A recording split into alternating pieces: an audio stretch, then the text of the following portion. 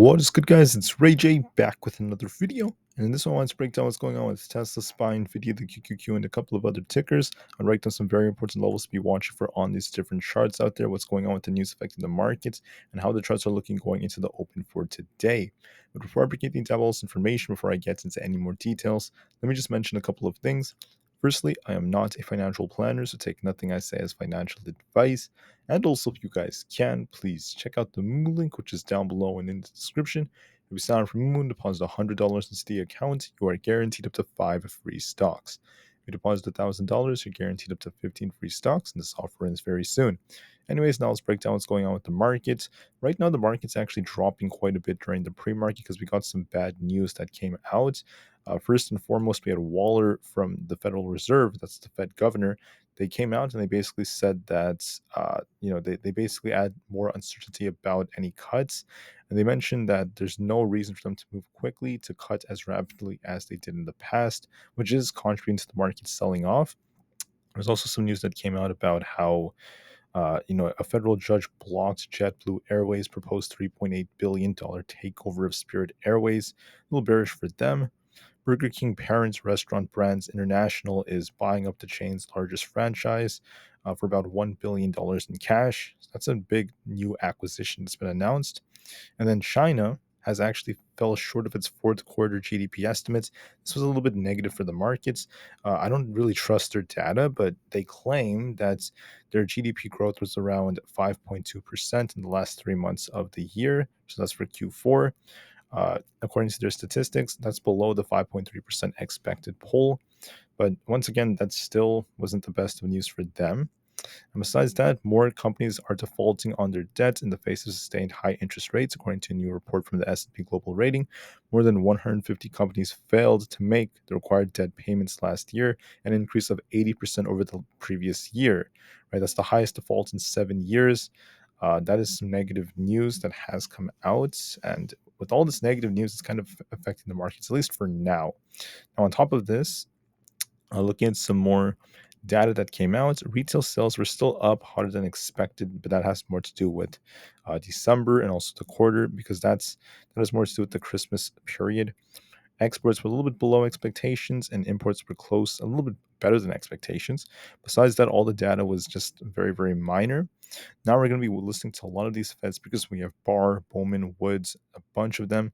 Don't forget, we also have the Beige Book report coming out, not to mention Williams from the Fed giving another speech. So we also have manufacturing numbers at 9:15. So some manufacturing numbers and a bunch of Fed speakers is what's going to be coming out. So we'll be listening to all of this. All the data is very minor, but watch and see what happens with, some of the other numbers as well. So we'll be watching all of this, guys. Don't forget that we also have manufacturing numbers at 9:15 a.m. Eastern Standard Time, so right before market open, and then a bunch of Fed speakers throughout the day. For earnings, we had Charles Schwab and then U.S. Bancorp and just a couple of others. We also have Discover after the market closes. Charles Schwab actually ended up beating on its EPS, but revenue was a miss by $30 million. This is what's causing it to drop. Their guidance was not the strongest because they mentioned that the high interest rate environment was still affecting them. So not the strongest guidance from Charles Schwab. For U.S. Bancorp, basically they beat on EPS, but they missed on revenue by quite a bit. So that's very, very unfortunate for them. Now, I didn't find much for guidance. It seems kind of mixed for now, but there could be more data still coming out for them.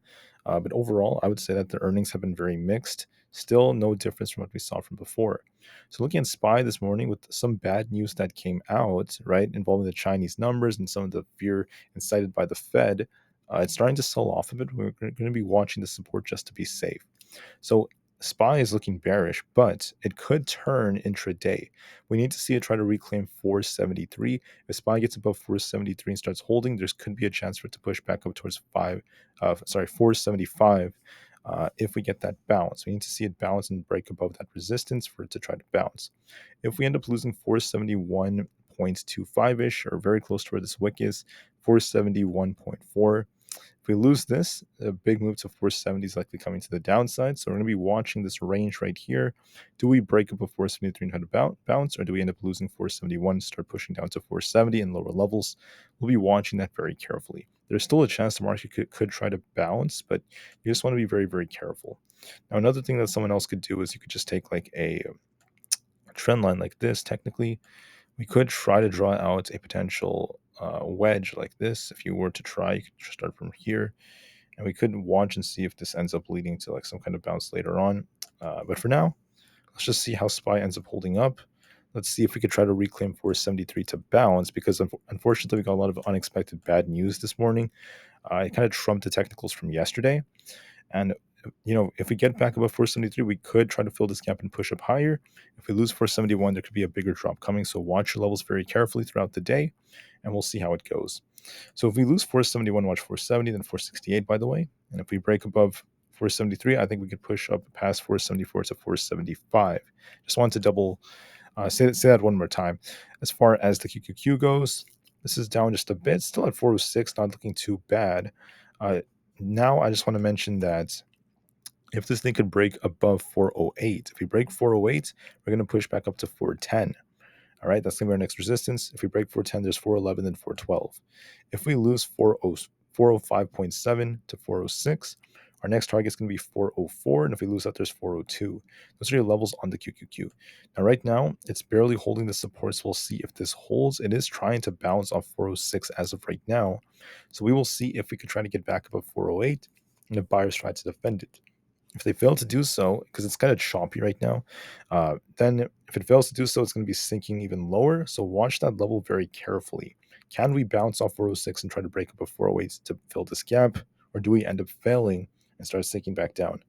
We're very flat right now. We're at exactly 406. We're seeing some buyers trying to defend it. So we will see if we get some kind of bounce or not. There's also a gap to fill. So let's just wait and see when we open. I'm going to be really, really patient with this. The reason why I'm very patient is because don't forget we have a bunch of these Fed speakers as soon as market open comes. We have a bunch of Fed speakers coming out. They're going to continue to be giving their speeches. We have Barr, Bowman, and Woods. So we'll see what the reaction is. And right now we're seeing some buyers trying to defend 406, so we'll be watching that very carefully. As far as Tesla goes, I just want to mention that Tesla is dropping just a little bit, but it's at support right now around 215, this 215 zone. So we're going to be watching to see if Tesla could bounce and break above 217.6. If we break 217.6, it's going to be pushing back to the 220s. Okay, if it fails to break this, if we end up losing 213.8, we could be backtesting 212, then 210 below that. So in my opinion, this is going to be our very important support right here. I'm just going to make this yellow. See if we try to hold above 213.8. That's going to be critical for Tesla. And then see if we could break 217.6. That's kind of like our range for today so far. If we break above the top yellow resistance up here, 217.6, we're going to be pushing for 220 plus. If we lose 213.8, there's going to be a risk of it sinking. We are closer to 213.8, but we'll see if buyers defend Tesla and try to get it to bounce. So I'm going to be very patient. I'm going to be very patient and watch which way Tesla breaks. Can we break 217 or not? Right now, there's some buyers stepping in trying to defend 213.8, so we'll see if that holds or not. And we'll be watching this very, very carefully. If we could break 217.6 on a bounce, it could turn bullish, so we'll just have to wait and see.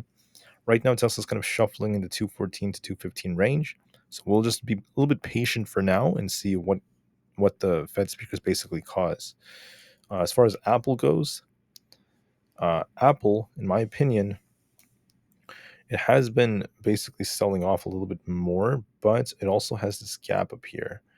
So if Aapl loses 181, this is like the support from yesterday, right? It's going to be selling off even more all the way down to 180. And if that fails, it's just 178 coming next.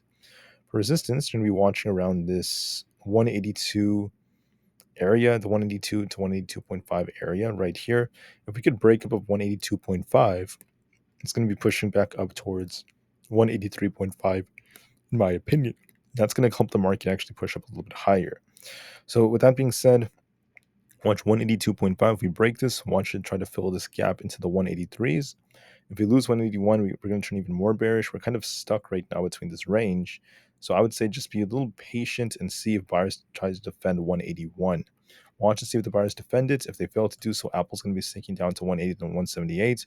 I did mention that Aapl had potential for this inverse head and shoulders, but this has failed as a result of a lot of bad news that came out this morning. So Unfortunately, the news is trumping technicals, but we'll see if buyers could try to hold this support because we're just barely holding the support. If it fails, then we're going to be sinking lower. If we hold this, it is what it is. Then we can always try to bounce. So watch it very carefully. We'll see what the Fed speakers cause. As far as Nvidia goes, Nvidia is also just kind of holding up around 562, which is one of the supports we called out. We're going to be watching key support at 560. If Nvidia loses 560, it's going to be sinking back down to 557. If we try to break above this, watch 565 as resistance. We have to try to break above this. If we get above 565, there is potential for it to get very close to 570. So watch, can we break and hold 565, or do we end up losing 562 to sell off below 560? That's going to be very, very key for Nvidia. We'll be watching this very, very carefully.